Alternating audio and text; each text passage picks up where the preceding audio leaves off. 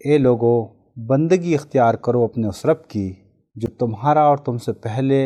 جو لوگ ہوئے ہیں ان سب کا پیدا کرنے والا ہے۔ تمہارے بچنے کی آشا اسی پرکار ہو سکتی ہے، وہی ہے جس نے تمہارے لیے دھرتی کا بچھونا بچھایا، آکاش کی چھت بنائی، اوپر سے پانی برسایا اور اس کے دوارا ہر پرکار کی پیداوار نکال کر تمہارے لیے روزی جٹائی۔ عطا جب تم جانتے ہو دوسروں کو اللہ کا پرتیبندی سمکش نہ ٹھہراؤ۔ یہاں یہ بات بتائی گئی ہے کہ چونکہ وہ تمہارا پیدا کرنے والا ہے، تمہارا رب ہے، تمہارا پالنہار ہے، اس لیے تم اسی کی اپاسنا کرو، اسی کی بندگی کرو۔ یہ جو دھرتی ہے وہ اسی نے بنائی ہے،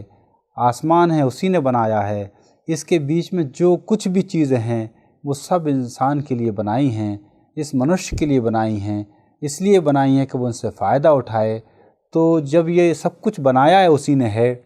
اس سب کا پیدا کرنے والا بھی وہی ہے، تو یہ ضروری ہے کہ اس منشیہ کو چاہیے کہ وہ صرف کیول اور کیول اسی کی بندگی اور اسی کی اپاسنا کرے۔ یہ بات دنیا میں جتنے بھی نبی آئے ہیں، حضرت آدم علیہ السلام جو پہلے انسان بھی تھے اور پہلے اینٹ دود بھی تھے،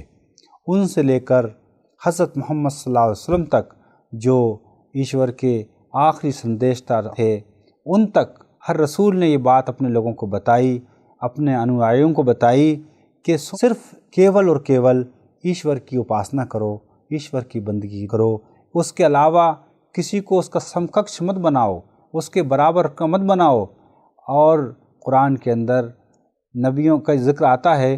تو اور نبیوں کا جب ذکر آتا ہے تو یا قومی سے بات شروع ہوتی، اے میرے قوم کے لوگوں، لیکن جب حضرت محمد صلی اللہ علیہ وسلم جو آخری سندیشتا ہیں ان کی زبان سے جب یہ بات آتی ہے، جب ایشور نے چونکہ یہ آخری نبی تھے، ان کے بعد اب کوئی نبی نہیں آئے گا، قرآن ایشور کی طرف سے آخری سندیش ہے، اوترت آخری کتاب ہے، تو یہ بات کہی گئی یا ایھا الناس، ہر جگہ یا ایھا الناس اعبدوا، یعنی اے انسانوں۔ اس میں ہر دنیا کے تمام انسان، وہ دنیا میں کہیں بھی رہتے ہوں، وہ امریکہ میں رہتے ہوں، افریقہ کے جنگلوں میں رہتے ہوں، ہندوستان میں رہتے ہوں، بنگلہ دیش یا سری لنکا میں رہتے ہوں، وہ جاپان یا آسٹریلیا میں رہتے ہوں، وہ کہیں بھی رہتے ہوں، ان سب سے قرآن یہ بات کہہ رہا ہے، اے لوگو، اے انسانوں، تم اپنے رب کی بندگی کرو، اپنے اس رب کی بندگی کرو جس نے تمہیں پیدا کیا، جو تمہارا پالنہار ہے۔ ہوتا یہ ہے کہ اکثر لوگ یہ بات کہتے ہیں کہ ہم تو بندگی کرتے ہیں، ہم جس کو مانتے ہیں، ہم بھی ایک بڑی شکتی کو مانتے ہیں، ہم بھی ایشور کی ہی اپاسنا کرتے ہیں، اس کی ہی بندگی کرتے ہیں، ہمارا راستہ الگ ہے، بس تھوڑا بہت فرق ہے، ورنہ ہم بھی ایشور کی ہی بندگی کرتے ہیں۔ تو قرآن میں یہ بات کہی گئی ہے، کسی کو اس کا سمکش مت بناؤ، کسی کو اس کا برابری کا مت بناؤ۔ وہ قرآن میں یہ بات سورہ اخلاص کے اندر بہت کھول کر بتائی گئی ہے، اور وہاں پر ایشور کا تعارف کرایا گیا ہے، اس کا پریچے دیا گیا ہے کہ وہ کیسا ہے، وہ کون ہے۔ کہا گیا قل هو اللہ احد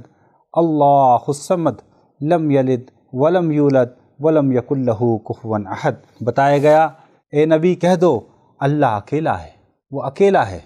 اللہ الصمد، وہ نرپیکش اور سرودھار ہے،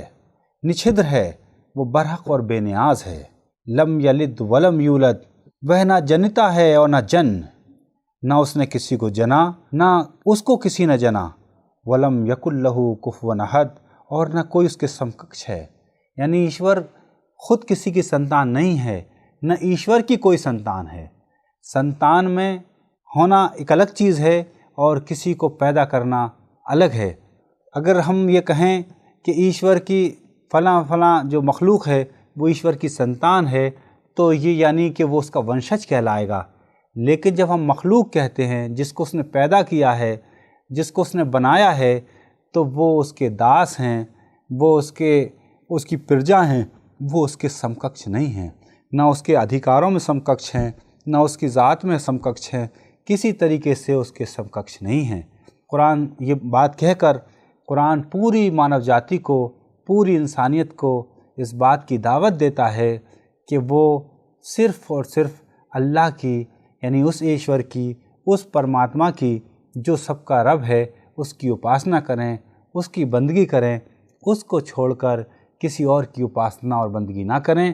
اگر ایسا کریں گے تو وہ دنیا میں بھی کامیاب ہوں گے، اور اس دنیا کے بعد کے پرلوکک جیون جو کبھی نہ ختم ہونے والا جیون ہے، یعنی موکش کی پراپتی بھی اسی کے ذریعے سے ہوگی۔ اگر ہم ایسا نہیں کریں گے تو قرآن اس کو اس کے علاوہ،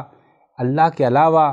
اس پرماتما کے علاوہ جو کیول اور کیول اکیلا ہے، تنہا ہے، اس کا کوئی برابر نہیں، اس کے علاوہ ہم کسی کو اور اس کا برابر بنائیں گے، اس کے کاموں میں کسی اور کو شریک ٹھہرائیں گے، کسی اور کو اس کا برابر کا بتائیں گے، یا یہ بھی کہیں گے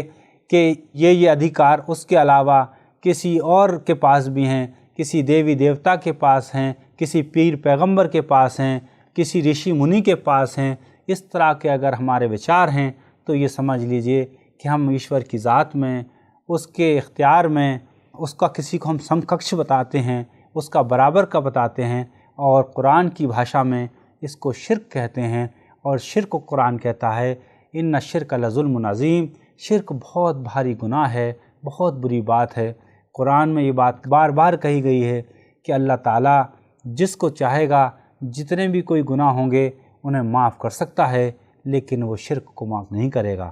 اس لیے قرآن اپیل کرتا ہے کہ اے لوگو، اپاسنا اور بندگی اس اللہ کی ہی کرو تاکہ تم دنیا میں بھی کامیاب ہو سکو، دنیا میں بھی تمہیں ہر طرح کی بھلائی، ہر طرح کے فائدے مل سکیں، اور اس دنیا کے بعد کی زندگی میں بھی تم کامیاب ہو سکو، سفل ہو سکو۔